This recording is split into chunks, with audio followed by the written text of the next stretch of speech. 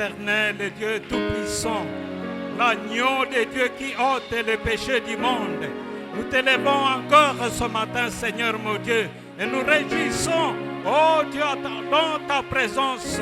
Oui, Seigneur, tu es digne, oh éternel notre Dieu, toi au devant de qui, Seigneur, oh Dieu, oui, le ciel se prosterne, Seigneur mon Dieu, oui, le roi c'est toi, l'ancien des jours c'est toi, Seigneur, toi qui possèdes l'immortalité. Nous sommes venus encore dans ta présence parce que nous avons soif de toi, Seigneur. Nous avons soif de t'écouter, car nous voulons t'écouter que d'écouter le monde, Seigneur. Nous demandons que tu puisses nous parler encore en ces instants, Seigneur, oh Dieu, par ta parole puissante, que tu nous éclaires, Seigneur, oh Dieu, par ta parole, Seigneur, mon Dieu. Oui, Seigneur, mon Dieu, mon roi, à travers cet instrument. Oui, Seigneur, parle à notre cœur. Et que nos cœurs soient réceptifs, Seigneur, oh Dieu. Et si que ta parole, Seigneur, oh Dieu, soit bénie dans la bouche de ce serviteur que tu t'es choisi. Que je sois seulement, oh Dieu, comme, Seigneur, un instrument entre tes saintes mains, mais que toi seul, tu t'exprimes, Seigneur, oh Dieu, à ton peuple que nous sommes. Et que la gloire te revienne à toi seul, qui en est digne à jamais. Au nom de Jésus-Christ, notre Seigneur et notre Sauveur, nous avons ainsi prié et nous disons Amen. Shalom, shalom. Le digne, notre roi d'être acclamé et de recevoir la louange et l'adoration de ses rachetés. Nous nous réjouissons dans sa présence car il nous a fait du bien. Fais-nous du bien encore, ce matin encore, à travers ta parole. Aujourd'hui, nous voulons partager la parole de Dieu dans le livre de Jonas. Un texte que nous avons toujours écouté. Nous voulons l'écouter encore aujourd'hui dans le livre de Jonas, chapitre 2, à partir du 1er verset jusqu'au 9e verset. Et le thème d'aujourd'hui, ça sera du ténèbre à la lumière.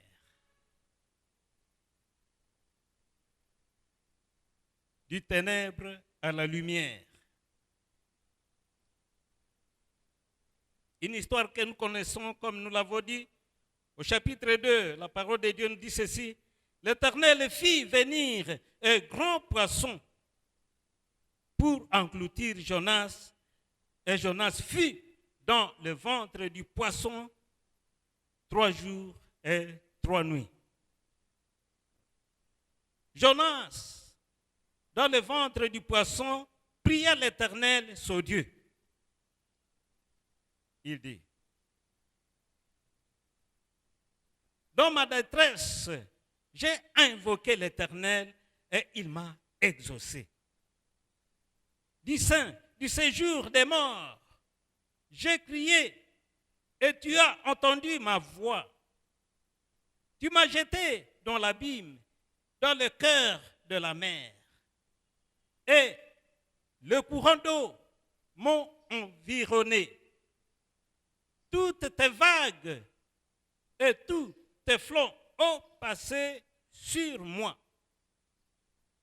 Je disais, je suis caché loin de ton regard, mais je verrai encore ton saint temple. Les eaux m'ont couvert jusqu'à monter la vie. L'abîme m'a environné. Les roseaux ont entouré ma tête. Je suis descendu jusqu'aux racines des montagnes. Les barres de la terre m'ont fermé pour toujours. Mais tu m'as fait remonter vivant de la force. Éternel, mon Dieu. Quand mon âme était abattue au-dedans de moi, je me suis souvenu de l'Éternel. Et ma prière est parvenue jusqu'à toi, dans ton saint temple. Ceux qui s'attachent à des vaines idoles, éloigne d'eux la miséricorde. Ceux qui s'attachent à des vaines idoles, éloigne d'eux la miséricorde. Nous allons lire un autre texte dans le livre d'Ésaïe, chapitre 5, versets 18 et 20.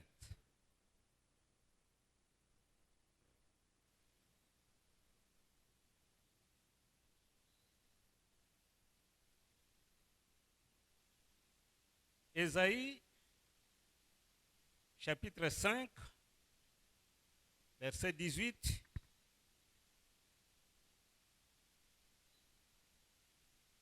Malheur à ceux qui tirent l'iniquité avec les cordes de vis. Malheur à ceux qui tirent l'iniquité avec les cordes du vice.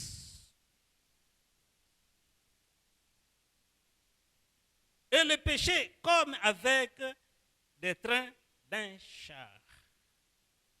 Et qui disent qu'il hâte, qu'il accélère son œuvre afin que nous les voyions. Que le décret du Saint d'Israël arrive et s'exerce. Afin que nous les connaissions.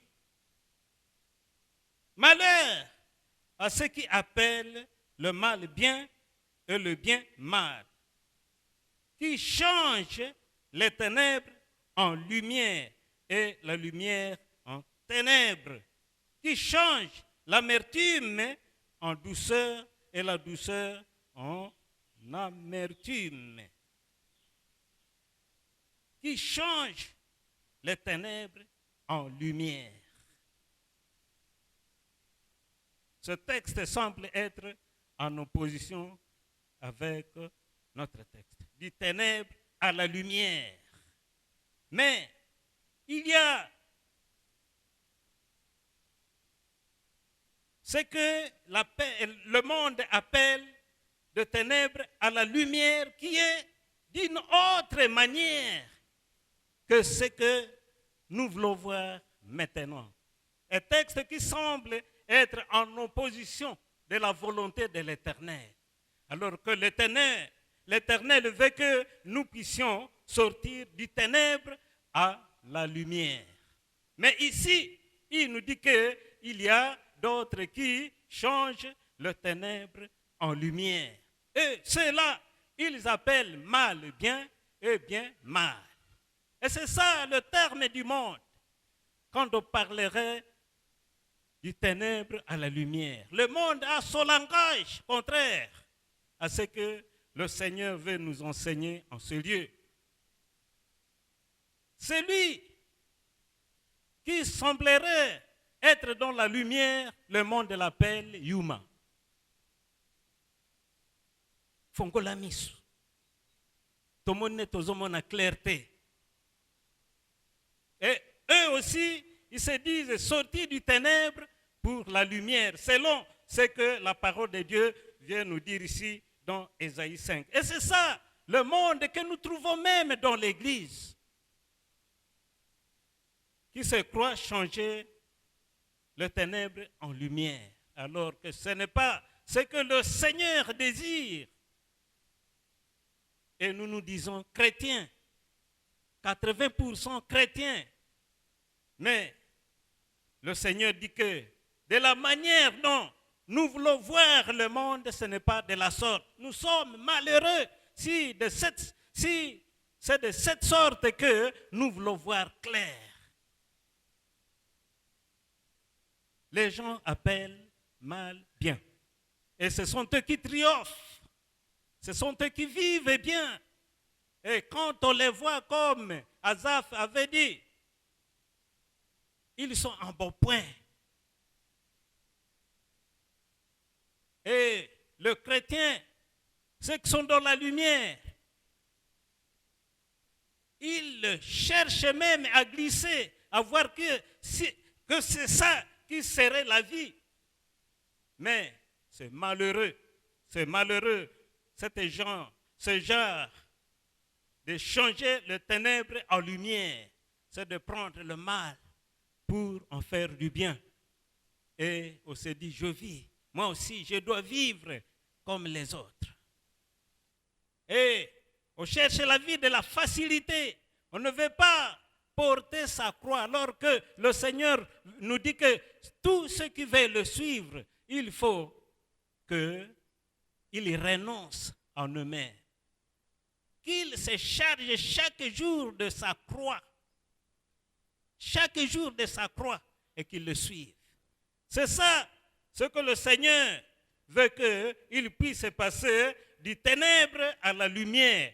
Et la vraie lumière, telle que nous dit Jean 2, verset 8, la phase B. Il nous parle de la lumière et la véritable. Il y a la lumière et la véritable. Et c'est cette lumière que tout celui qui se dit croyant en Jésus-Christ doit chercher et doit poursuivre toute sa vie, qu'importe la difficulté qui peut surgir, mais il faut tenir ferme pour pouvoir passer du ténèbre à la lumière et demeurer et ne plus lâcher dans cette lumière. Qu'importe ce que le monde peut dire de nous, mais c'est cette lumière qui fait la joie du juste. Il faut qu'on arrive à trouver la joie dans cette lumière. Le juste doit trouver la joie dans cette lumière pour ne pas se conformer à la lumière selon le monde. Il faut se réjouir dans le Seigneur, comme l'apôtre Paul pouvait dire en Philippiens. Réjouissez-vous dans le Seigneur. Je le répète, réjouissez-vous. Il faut apprendre à se réjouir et à se contenter de ce qu'on a. Contentez-vous de ce que vous avez. Le Seigneur a dit. Contentez-vous de ce que vous avez. Ne vous livrez pas à l'amour de l'argent. Ne vous livrez pas à l'amour du monde. Contentez-vous de ce que vous avez. Car moi, l'Éternel, je dis, je ne te délaisserai point, je ne t'abandonnerai point. Et ce sont ces genres de chrétiens qui sont changés de ténèbres à la lumière et la vraie. Ici, nous avons lu notre texte dans le livre de Jonas. Jonas, un texte que nous connaissons très bien, comme je l'ai dit, et auquel même on a déjà partagé par d'autres serviteurs. Et comme nous le savons, si nous pouvons le dire en bref, Jonas fuyait la mission qui lui était donnée par le Dieu vivant. Le Dieu vivant qui lui avait demandé d'apporter la lumière au peuple de Ninive qui était dans les ténèbres et dans la méchanceté. Et c'était la volonté de Dieu de pouvoir choisir Jonas, ce prophète, un prophète qui était choisi par Dieu, un prophète du Nord. Dieu l'a choisi afin qu'il leur ouvre les yeux à ce peuple de Ninive pour qu'il passe des ténèbres à la lumière et de la puissance de Satan à Dieu, pour qu'ils reçoivent la foi en Dieu, le pardon des péchés et l'héritage avec les sanctifiés qui étaient à ce moment-là Israël. Mais Jonas a fui loin, avec des motivations qu'il avait en lui-même, comme nous disent les commentaires. C'est comme si Ninive dominait sur Israël. Et il agissait avec cruauté, avec méchanceté sur Israël. Et Jonas, le prophète, le Seigneur l'a choisi. Il dit, va, crie à ce peuple. Après 40 jours, les calamités vont tomber. C'était si facile en soi. Mais Jonas a pris une autre direction contraire à la mission qui lui était donnée par Dieu. Il a fui à Tarsis. Alors que Ninive, si nous pouvons situer de la manière où je suis, en ce lieu, Ninive serait à droite. Lui, il a fui à Tarsis, loin encore, plus que le chemin d'arriver même à Ninive. Et certainement, il y avait une voix qui lui disait de ne pas désobéir à l'Éternel. Certainement. Et volontiers, le chrétien choisit une autre voie. Volontiers, le serviteur choisit une autre voie. Alors que intérieurement, il y a quelque chose. La voix de la conscience, la voix même du Saint-Esprit qui lui dit, ne fais pas ça, ne fais pas ça. Ici, Jonas a fui. Et plus loin, si nous continuons dans le texte, plus loin, on constate qu'il souhaitait le malheur de Ninive. Si nous voyons dans le chapitre 4, il souhaitait le malheur de Ninive. Comment le Seigneur va arriver à sauver ce peuple qui est dans la méchanceté?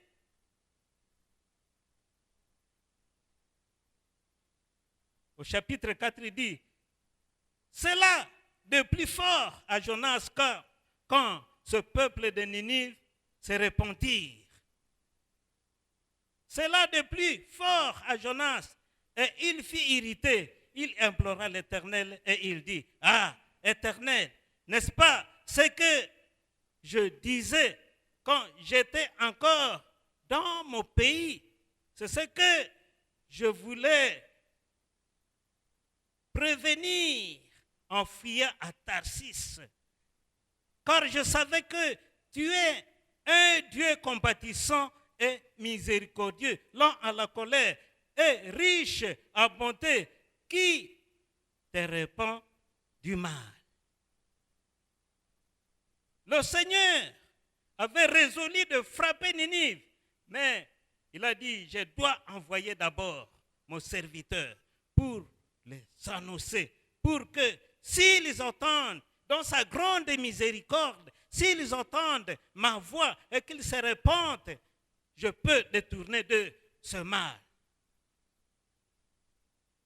Mais Ninive, Jonas, voulais-je dire, n'a point été motivé de la volonté de Dieu, mais il a été motivé par un autre esprit, un esprit de vengeance.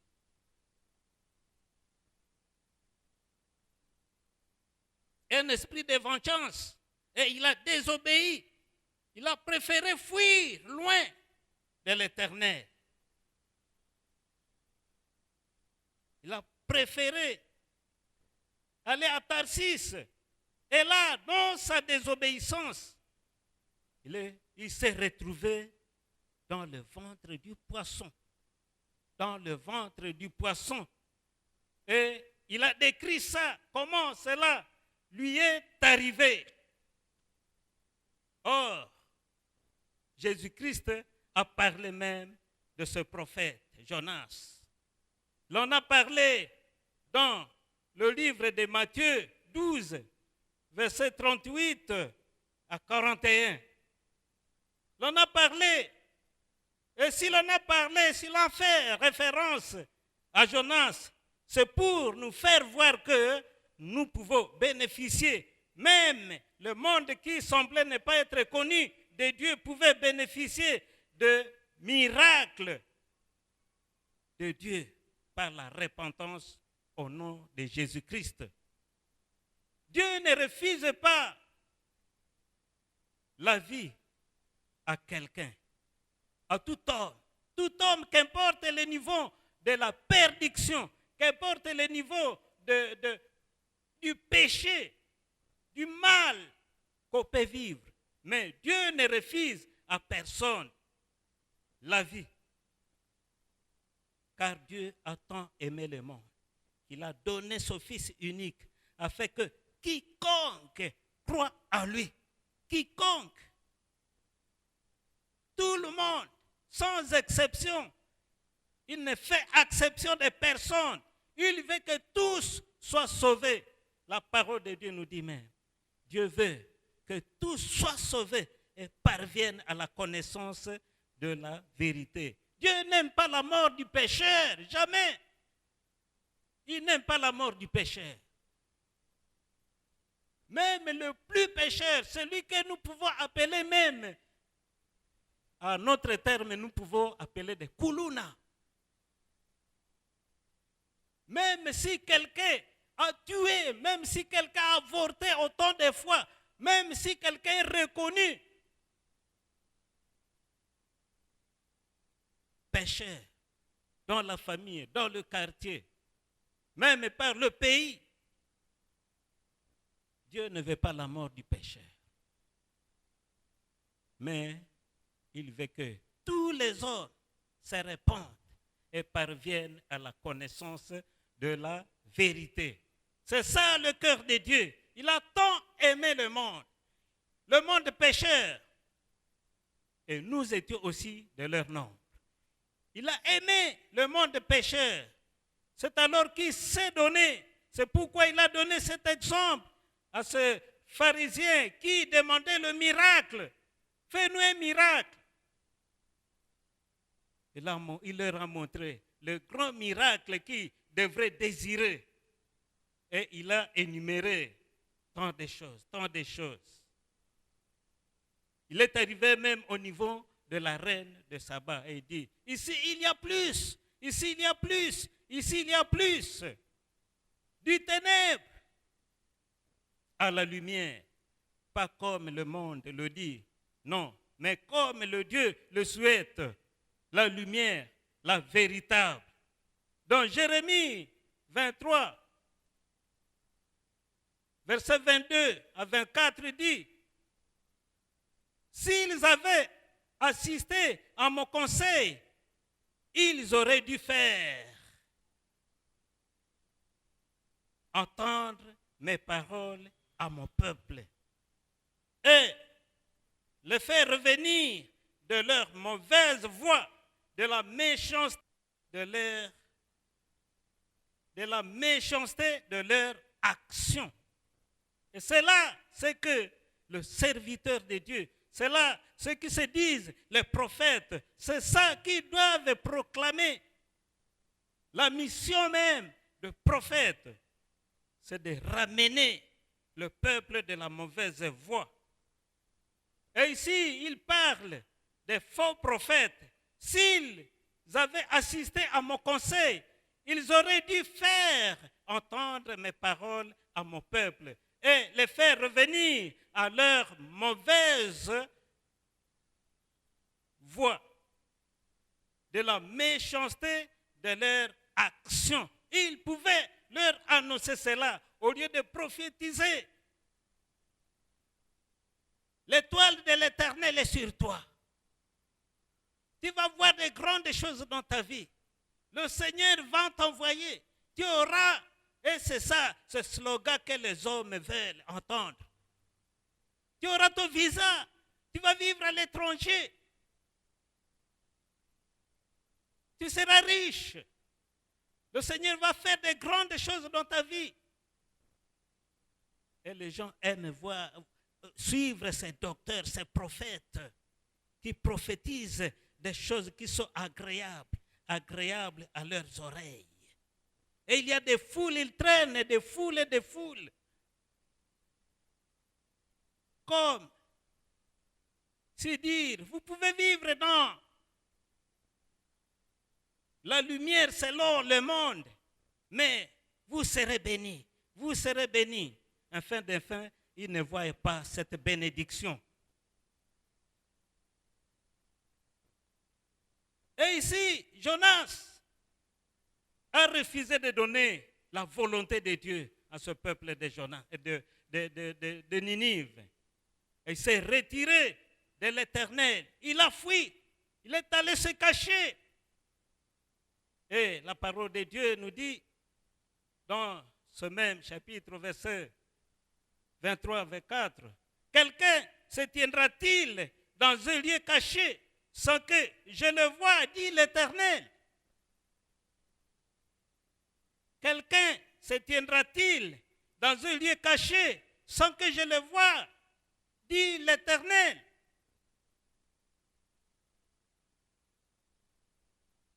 Des choses qui se font dans le ténèbre, dans des lieux cachés. Et on s'est dit, enfants de la lumière. Mais le Seigneur veut que nous puissions être interpellés ce matin, de pouvoir passer du ténèbre à la lumière. Ces choses cachées qui peuvent se citer peut-être dans le cœur de chacun, où le Saint-Esprit convainc chacun du péché maintenant. Et c'est le Seigneur, dans son grand amour, dans sa grande miséricorde, il veut que nous puissions être attentifs à sa voix pour pouvoir sortir de la mauvaise voie, de ce que nous disons lumière pour nous. Il y a d'autres qui se chauffent même du vin fort, du vin doux. Ils se chauffent.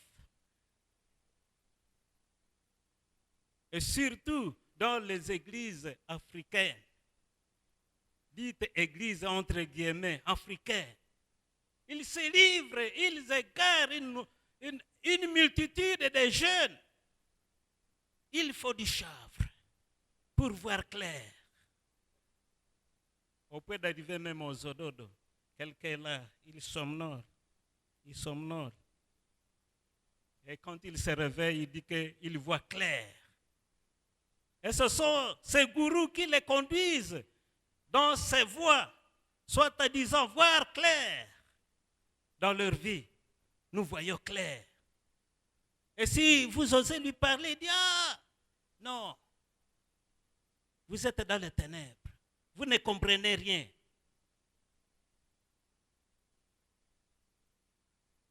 On veut vivre comme tout le monde.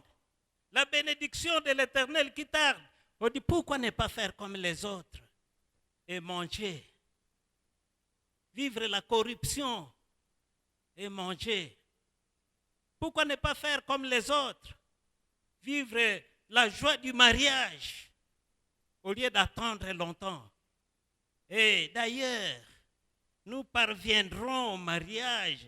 C'est celui, c'est celle que j'aime. C'est celui, et c'est ça, la vie des hommes sur la terre.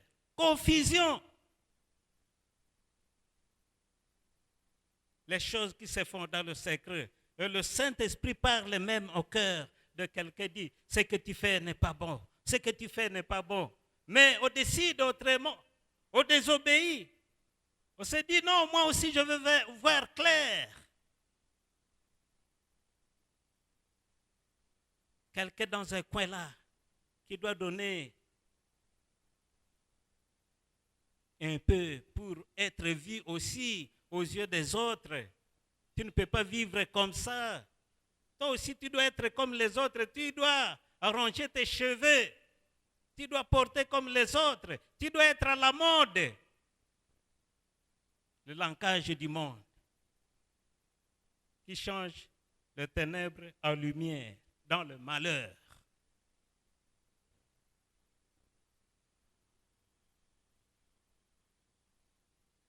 Tout péché conduit inévitablement aux ténèbres et à la mort spirituelle, voire même physique. Tout péché, petit ou grand, selon le langage du monde. Ça, c'était petit péché. On ne joue pas avec le feu. Dans Jonas 2, verset 1, l'Éternel fit venir un grand poisson pour engloutir Jonas. Et Jonas fut dans le ventre du poisson 3 jours et 3 nuits, seulement à cause de s'être dirigé à Ninive. Et il s'est retrouvé dans le ténèbre, dans le désespoir. Quelque chose d'inouï pour lui. Et c'est ça qui était sa vie directement dans le ventre du poisson. Le ténèbre. Et là, c'était pour être broyé par l'acide et mourir. Et c'est ce qu'il relate. Heureusement pour lui,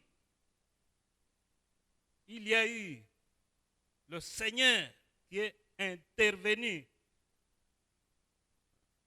Il est intervenu. Et il a permis que le poisson puisse l'engloutir. C'est Dieu qui avait préparé déjà toutes ces choses pour amener encore Jonas à pouvoir revenir en lui-même. Il lui a préparé un moment favorable pour pouvoir revenir à lui-même par cette circonstance. D'abord, la mer. On l'a jeté dans la mer. Alors qu'il pouvait aller à Tarsis et aller mourir là-bas. Mais le Seigneur a permis qu'on puisse le jeter dans la mer. Et là, il pouvait encore culbuter dans l'eau. À part ça encore, c'était le poisson qui est venu l'engloutir. Et dans le ventre du poisson, il devrait être là, l'acide en train de le ronger progressivement. Et c'était la circonstance que le Seigneur lui avait prévue pour qu'il puisse revenir à lui-même. Sinon, s'il ne serait pas revenu à lui-même, il serait perdu. Et le Seigneur donne ça un exemple qu'il a pris notre place. Là où Jonas devrait mourir, le Seigneur a usé encore de patience sur Jonas.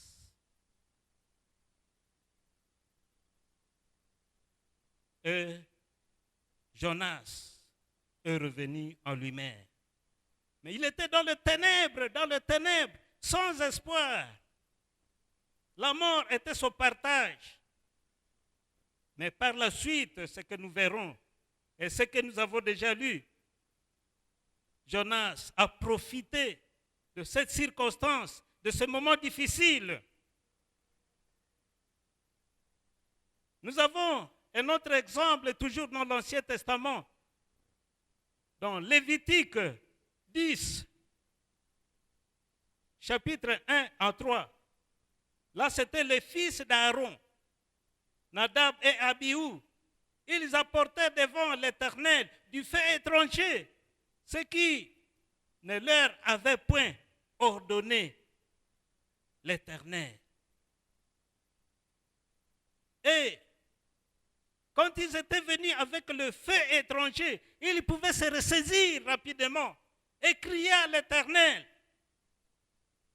Mais ils n'ont pas profité des laps de temps.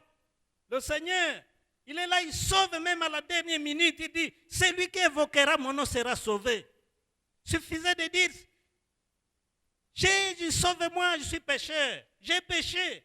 Il serait sauvé. Mais ici, la parole de Dieu nous dit, ils mourirent devant l'Éternel. Et l'Éternel a déclaré, je serai sanctifié par ceux qui s'approchent de moi. Je serai sanctifié par ceux qui s'approchent de moi. Nous ne devons pas vivre la légèreté dans la vie chrétienne, même sur les responsables établis sur nous. Quand ils nous donnent des directives, nous devons obéir seulement. Je connais un frère qui, on lui avait dit d'aller à l'évangélisation. Lui, il avait choisi de monter sur la toiture pour rétablir le courant. Il était tombé directement. Et jusqu'à présent, il a cette tache qui était restée sur lui. Et il s'est ressaisi. Il était frappé directement sur les ordres donnés. Quand le responsable du département qui est établi, il dit fais ceci, toi tu fais autre chose. C'est une désobéissance. Et tu peux te retrouver dans un accident si le Seigneur veut que tu te ressaisisses dans ces circonstances. Nous devons être attentifs de faire ce que l'Éternel nous demande de faire. Ils ont amené un feu étranger alors que le Seigneur leur avait dit qu'ils devraient rester. Ne point sortir de la présence de l'Éternel. Mais ils avaient amené le feu étranger en faisant ce qui ne leur ait point été ordonné par l'Éternel. Ils moururent parce qu'ils n'ont pas crié à l'Éternel. Je me souviens, un jour, je suis tombé dans l'embuscade. Et quand j'ai entendu la première balle, c'était sur mon corps. J'ai crié, Seigneur, sauve-moi, sauve-moi. Et à partir de ce cri, c'était ma délivrance totale. Celui qui invoquera le nom de l'Éternel sera sauvé. Il faut profiter spontanément. Et le Seigneur délivre certainement celui qui l'invoque, celui qui crie en lui. Et maintenant, si tu entends sa voix, n'endurcis pas ton cœur. Il y a d'autres qui se réchauffent. Même dans la maison de Dieu, d'autres serviteurs, il faut boire quelque chose avant d'annoncer la parole de Dieu. Alors que la parole de Dieu nous dit, ne vous enivrez pas du vin, c'est de la débauche. Ils amènent un feu étranger. Soyez au contraire remplis du Saint-Esprit. Il faut se laisser remplir du Saint-Esprit. C'est le travail du Seigneur. C'est lui qui convainc, c'est lui qui dirige son peuple, c'est lui qui parle au cœur de son peuple. Nous ne devons pas fabriquer par notre force comme si nous étions quelqu'un. Nous ne sommes que des serviteurs. Et c'est le Seigneur, lui seul, qui s'occupe de son troupeau. On ne doit pas chercher à aider Dieu dans l'œuvre du Seigneur. Sinon, on risque de faire quelque chose qui n'était pas ordonné par l'Éternel. En voulant chercher à aider l'Éternel dans le service. Il y a, le troisième exemple, c'était d'Anania et Saphira.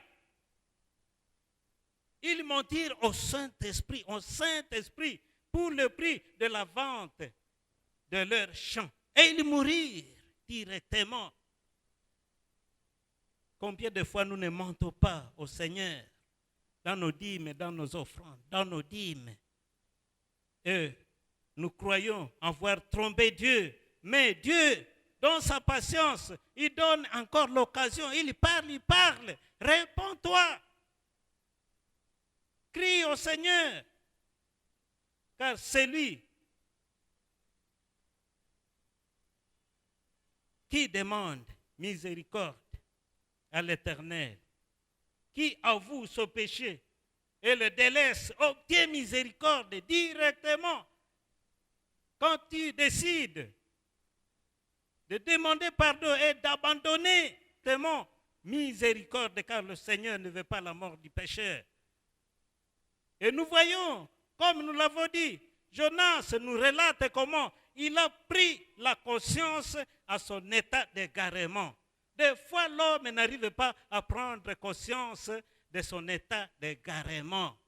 Alors que, quand le Seigneur parle, nous devons prendre conscience rapidement. Jonas, au verset 2, Jonas, dans le ventre du poisson, priait l'Éternel, son Dieu. Au verset 5, il disait, je suis caché loin de ton regard, mais je verrai encore ton saint temple. L'espoir de Jérusalem, c'était de voir le temple. Il avait encore la foi. Il a développé la foi, voulais-je dire, de pouvoir obtenir le pardon de son péché. Il dit, je verrai encore ton saint temple. Je connais un frère à qui le Seigneur m'avait mis en cœur de pouvoir lui dire, reviens de là où tu t'es égaré. Reviens à l'église La Borne, Upen. Mais cet homme s'entête toujours. Et il passe par des circonstances difficiles. Et il critique en 100% l'église La Borne, alors que c'est là où il avait été baptisé. Soit en disant qu'il a reçu un message. Un message. Il passe des moments difficiles. Et il n'arrive pas à voir où il est tombé. Le Seigneur lui parle, mais il n'écoutait pas. Il n'arrive pas à écouter. Ceux qui s'attachent à des vains idoles, éloigne d'eux la miséricorde. Si tu t'attaches à l'idolâtrie, tu éloignes aussi la miséricorde de l'Éternel sur toi. Mais si tu cries à lui, la miséricorde du Seigneur est là, tout près de toi. En un instant, il va te visiter. Il nous dit dans Colossiens 3, versets 5, 6, faites donc mourir les membres qui sont sur la terre, l'impudicité, l'impureté, les passions, les mauvais désirs, l'ivrognerie et tout consort, l'excès de table, la cupidité qui est une idolâtrie. C'est à cause de ces choses que la colère de Dieu vient sur les fils de la rébellion, parmi lesquels vous marchiez autrefois, lorsque vous viviez dans ces péchés. L'apôtre Paul ne veut pas dire parmi lesquels vous marchez maintenant quand vous vivez dans le péché. Si vous êtes là, vous vivez encore dans le péché, dans ces choses, alors que le Saint-Esprit est en train de vous interpeller. C'est maintenant votre jour. 1 Pierre 3, verset 10 et 11 nous dit, si quelqu'un en effet veut aimer la vie et voir les jours heureux, qu'il préserve sa langue du mal et ses lèvres des paroles trompeuses, qu'il s'éloigne du mal et fasse le bien, qu'il recherche la paix la paix avec le Seigneur, non point la rébellion. Recherchons la paix avec le Seigneur, avec les autres, avec le Seigneur, non point la rébellion. Et poursuivons cette paix avec le Seigneur. Ne désirons pas vivre dans la rébellion avec le Seigneur, sinon le malheur nous surprendra le jour du Seigneur. Car les yeux de l'Éternel sont sur les justes et ses oreilles sont attentives à leurs prières. Les oreilles de l'Éternel sont attentives aux prières des justes. Et la lumière du juste, tel que je l'ai dit, c'est la joie. C'est pourquoi dans Acte 17, versets 27 et 30, il nous dit,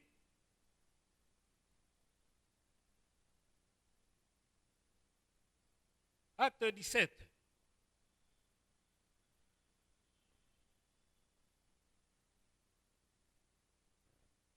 verset 27, il a voulu qu'ils cherchassent le Seigneur et qu'ils s'efforçassent de le trouver en tâtonnant, bien qu'il ne soit pas loin de chacun de nous.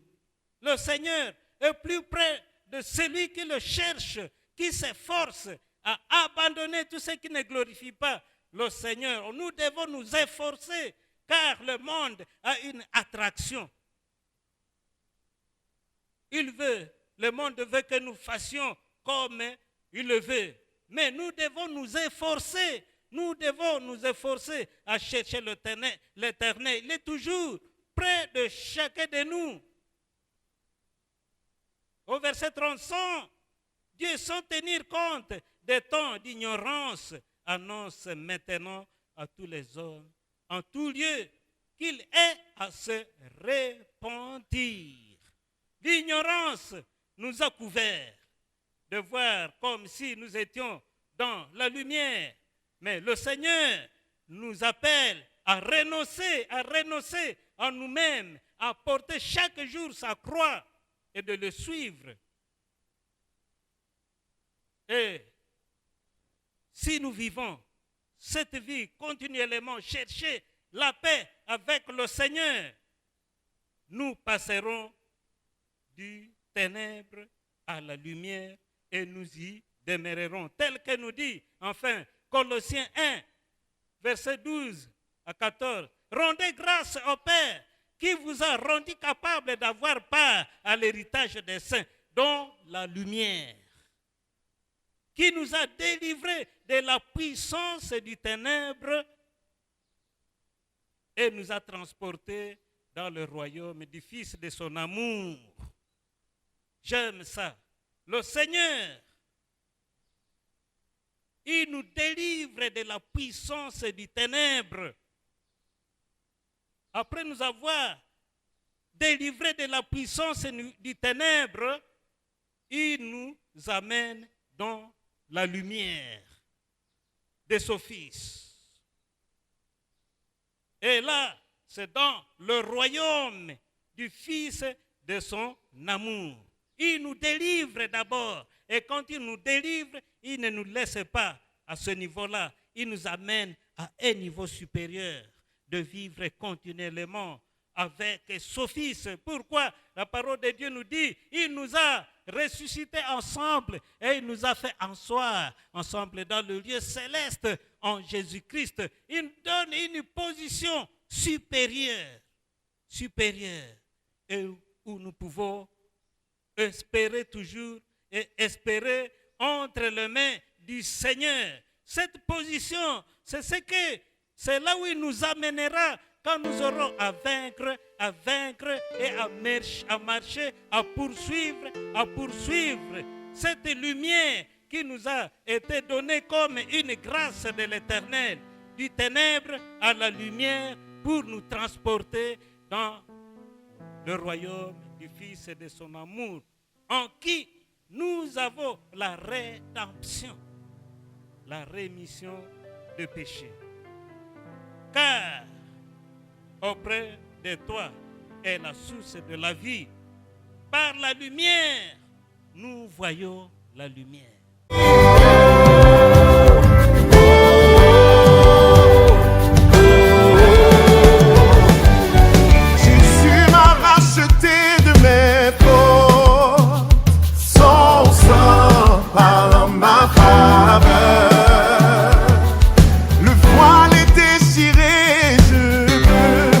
m'approcher du trône.